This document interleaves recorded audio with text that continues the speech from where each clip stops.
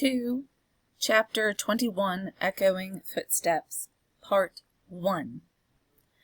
A wonderful corner for echoes, it had been remarked, that corner where the doctor lived, ever busily winding the golden thread which bound her husband and her father and herself, and her old directress and companion, in a life of quiet bliss.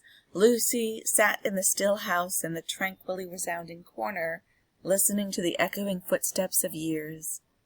At first, there were times, though she was a perfectly happy young wife, when her work would slowly fall from her hands, and her eyes would be dimmed. For there was something coming in the echoes, something light, afar off, and scarcely audible yet, that stirred her heart too much. Fluttering hopes and doubts, hopes of a love as yet unknown to her, doubts of her remaining upon earth to enjoy that new delight, divided her breast.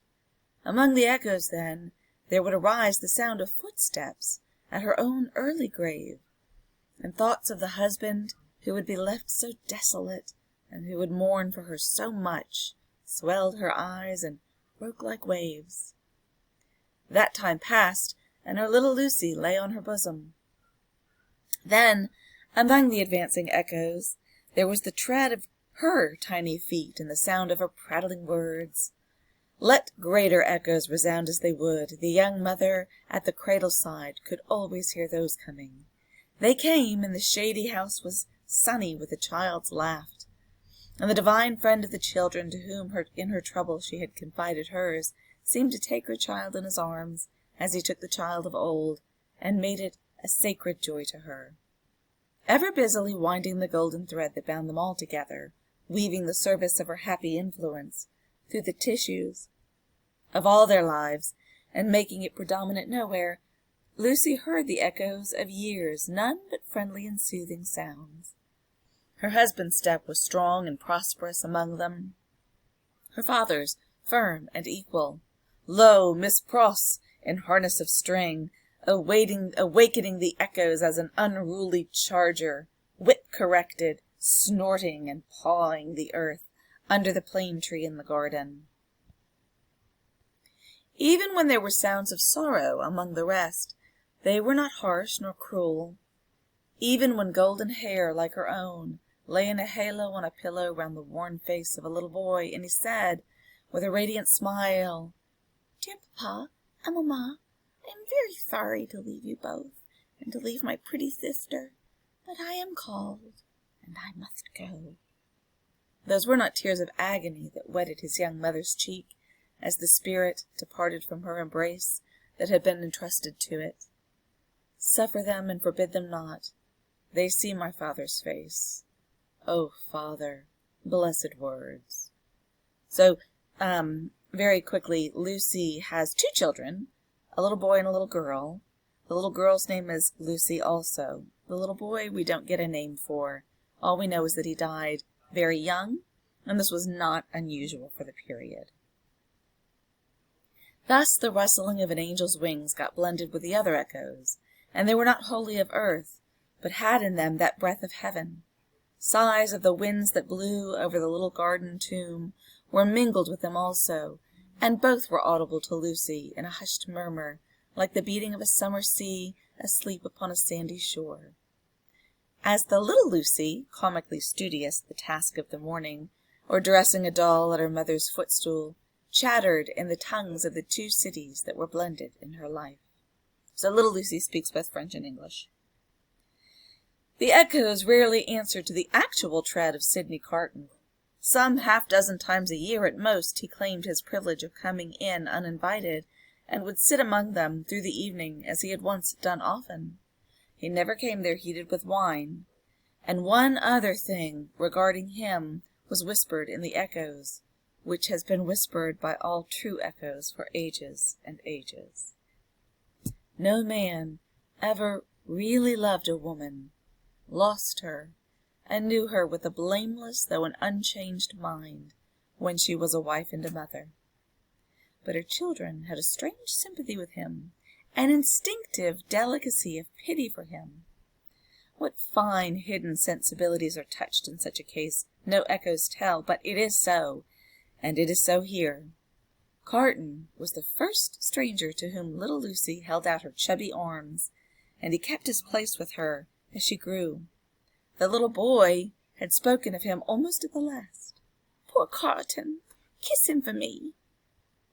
Mr. Stryver shouldered his way through the lull like some great engine forcing itself through turbid water, and dragged his useful friend in his wake like a boat towed astern. As the boat so favored is usually in a rough plight and mostly under water, so Sidney had a swamped life of it. But easy and strong custom, unhappily so much easier and stronger in him than any stimulating sense of desert or disgrace made it the life he was to lead, and he was no more thought of emerging from his state of a lion's jackal than any real jackal might be supposed to think of rising to be a lion. Stryver was rich, had married a florid widow with property and 3 boys, who had nothing particularly shining about them but the straight hair of their dumpling heads. These 3 young gentlemen, Mr. Stryver, exuding patronage of the most offensive quality from every pore, had walked before him like 3 sheep to the quiet corner of Soho, and had offered as pupils to Lucy's husband, delicately saying, "Hullo! There are 3 lumps of bread and cheese toward your matrimonial picnic, Darnay." The polite rejection of the 3 lumps of bread and cheese had quite bloated Mr. Stryver with indignation, which he afterwards turned to account in the training of the young gentlemen by directing them to beware of the pride of beggars, like that tutor fellow. He was also in the habit of declaiming to Mr. Stryver over his full-bodied wine on the arts Mr. Darnay had once put in practice to catch him, and on the diamond-cut diamond arts in himself, madam, which had rendered him not to be caught. Some of his King's Bench familiars, who were occasionally parties to the full-bodied wine and the lie, excused him for the latter by saying that he had told it so often that he believed it himself, which is surely such an incorrigible aggravation of an ordinarily bad offense as to justify any such offenders being carried off to some suitably retired spot and there hanged out of the way. These were among the echoes to which Lucy, sometimes pensive, sometimes amused and laughing, listened in the echoing corner until her daughter was 6 years old. How near to her heart the echoes of her child's tread came, and those of her own dear father's, always active and self-possessed, and those of her dear husband's need not be told. Nor how the lightest echo in their united home, directed by herself with such a wise and elegant thrift, that it was more abundant than any waste, was music to her. Nor how there were echoes all about her, sweet in her ears, of the many times her father had told her that he found her more devoted to him married, if that could be, than single, and of the many times her husband had said to her that no cares and duties seemed to divide her love from him, or her help to him, and asked her, "What is the magic secret, my darling, of your being everything to all of us, as if there were any one of us yet never seeming to be hurried, or to have too much to do?" But there were other echoes from the distance that rumbled menacingly in the corner all through the space of time, and it was now about little Lucy's 6th birthday that they began to have an awful sound, as of a great storm in France, with a dreadful sea rising. On a night in mid-July 1789, Mr. Lorry came in late from Tellson's. It's important that you notice the date, because July 14th, 1789 is the day that the Revolution begins in France by the storming of the Bastille. So we're actually looking in England at this little family on the same night that the Bastille is stormed in France. He sat himself down by Lucy and her husband in the dark window. It was a hot, wild night, and they were all 3 reminded of the old Sunday night when they had looked at the lightning from the same place. "I begin to think," said Mr. Lorry, pushing his brown wig back, "that I should have to pass the night at Tellson's. We have been so full of business all day that we have not known what to do first, or which way to turn. There is such an uneasiness in Paris that we have actually a run of confidence upon us. Our customers over there seem not to be able to confine their property to us fast enough. There is positively a mania among some of them for sending it to England." "That has a bad look," said Darnay. "A bad look, you say, my dear Darnay? Yes, but we don't know what reason there is in it. People are so unreasonable. Some of us at Tellson's are getting old, and we really can't be troubled out of the ordinary course without due occasion."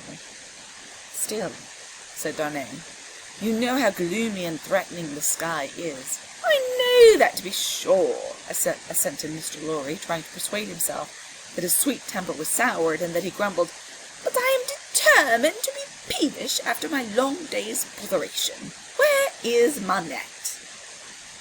"Here he is," said the doctor, entering the dark room at the moment. "I am quite glad you are at home, for these hurries and forebodings by which I have been surrounded all day long have made me nervous without reason. You are not going out, I hope?"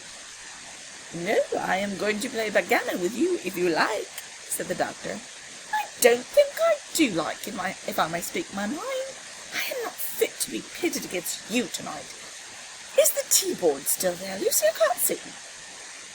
"Of course, it has been kept for you." "Thank you, my dear. The precious child is safe in bed?" "And sleeping soundly." "That's right, all safe and well.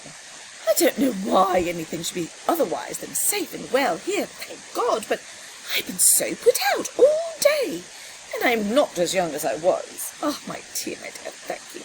Now, come and take your place in the circle, and let us sit quiet and hear the echoes about which you have your theory." "Not a theory. It was a fancy." "A fancy, then, my wise pet," said Mr. Lorry, patting her hand. "They are very numerous and very loud, though of an art. Only hear them." Headlong, mad, and dangerous footsteps to force their way into anybody's life. Footsteps not easily made clean again if once stained red. The footsteps raging in Saint Antoine afar off, as the little circle sat in the dark London window.